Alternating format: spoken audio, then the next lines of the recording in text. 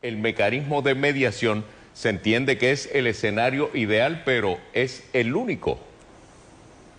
Mira, desde mi perspectiva, esto hay que analizarlo desde varios frentes que son muy importantes. En primer lugar, ¿qué pasaba si no se aprobaba un proyecto? Yo tengo objeción con algunos de los temas del proyecto, los maestros, el tema de la policía, el tema de la IUPI, el tema de los alcaldes y el tema de las cooperativas. Para mí son los principales que quedan sueltos en el proyecto, ¿verdad? Ahora bien, tengo que reconocer que si no se aprobaba nada, era peor. O sea, todo el mundo quiere que se ajuste la deuda. Digo, todo el mundo después que yo lo dije, pero todo el mundo quiere que se ajuste la deuda. Todo el mundo quiere que se reduzca la deuda. Todo el mundo quiere reestructurar los pagos, pero nadie quiere que se apruebe un proyecto. Pues eso es como que todo el mundo quiere ir al cielo, pero nadie se quiere morir. Pues mira, de lo que se trata al fin y al cabo es de que era mucho peor no aprobar una medida que aprobar esta. Eso en primer lugar. En segundo lugar, ahora hay que buscar las alternativas para solucionar el tema de las cooperativas, de los municipios, de la IUPI, de los pensionados, etcétera. O sea, tenemos que buscar alternativas de los pensionados si no se sostiene la legislación. En cuanto a la mediación, sí lo es la mejor alternativa. La otra alternativa es que la juez resuelva sin mediar, y ese riesgo no lo debemos tomar. ¿Qué pasa si la mediación no tiene éxito? Que la juez nos dé la razón, o sea, al país, que la juez resuelva a favor de Puerto Rico, o que la juez desestime el pleito. Ese es el escenario dantesco, infernal, que nosotros no hemos comprendido como país, que si sucede sería de verdad cataclísmico. Para Tomás, ¿qué nos comenta sobre ese particular? El asunto del plan de ajuste de la deuda se divide en dos grupos. Los que estaban buscando una alternativa, la mejor posible dentro de las circunstancias, y los que se oponían sencillamente a todo. Cuando se discutió el proyecto ayer en el comité de conferencia, le pregunté directamente a la senadora de Proyecto Unidad, Rodríguez Bebé, ¿cuál es su propuesta? ¿Cuál es su alternativa? No tenía ninguna. Se la pregunté a la senadora del Partido Independentista, María Lourdes Santiago, no tenía ninguna. A los compañeros de Victoria Ciudadana, Ana Irma Rivera Lacén y el senador Benave, no tenían ninguna propuesta específica, y mucho menos el senador Vargas Vidot.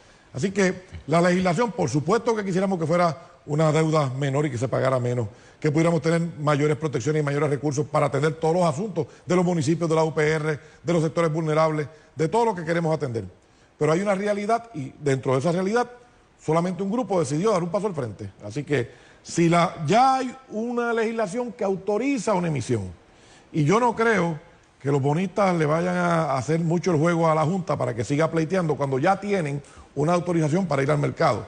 Así que si finalmente hay mediación o no, si finalmente la Junta acepta o no, porque primero decía que iba a recortar, y terminó aceptando no recortes, aunque quería, ¿verdad?, engañar al pueblo de Puerto Rico. Así que hay que aguardar a que ocurra el momento de que la Junta tenga que tomar la decisión y que la jueza diga si aprueba o no aprueba el plan de ajuste.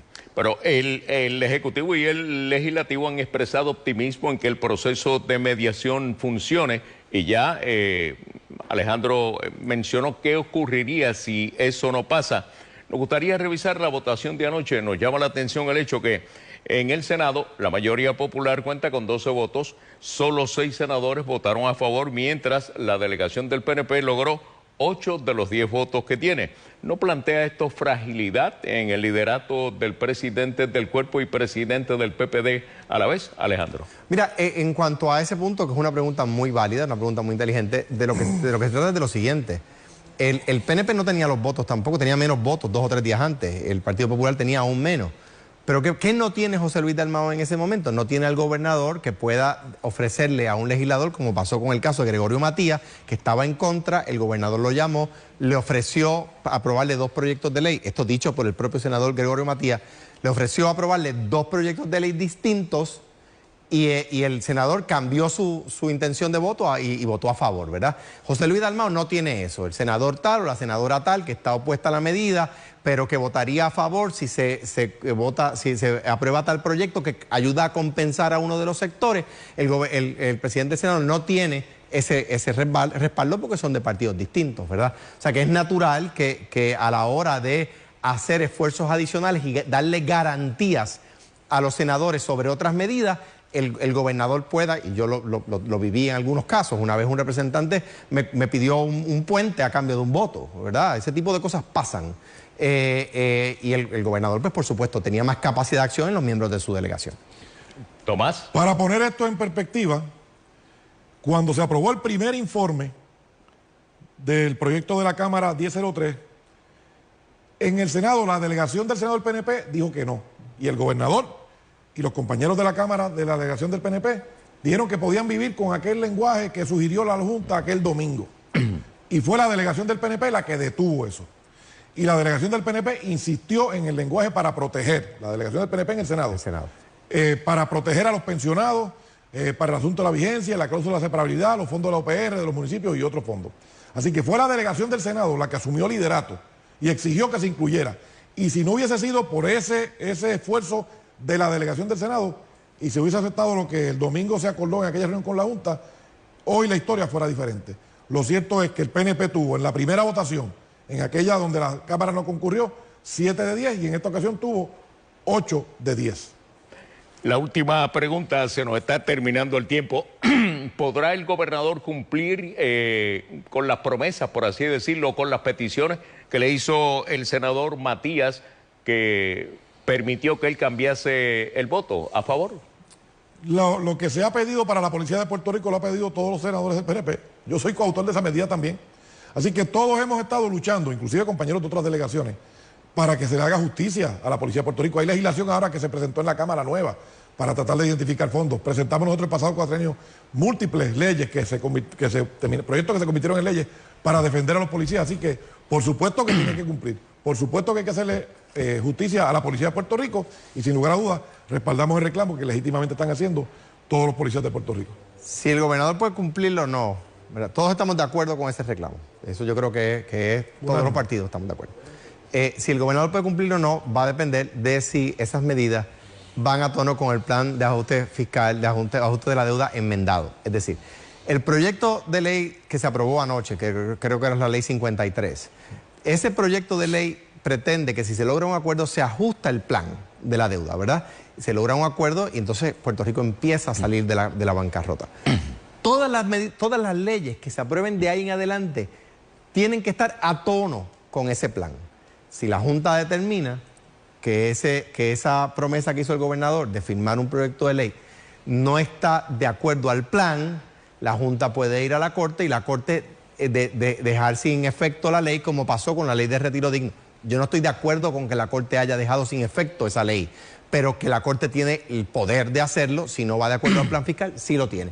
O sea que el problema, y entiendo, ¿verdad?, la pasión del senador Matías con ese tema, todos somos solidarios con él, pero va a depender de que esa promesa esté a tono con el plan que el proyecto o que la ley 53 viabiliza.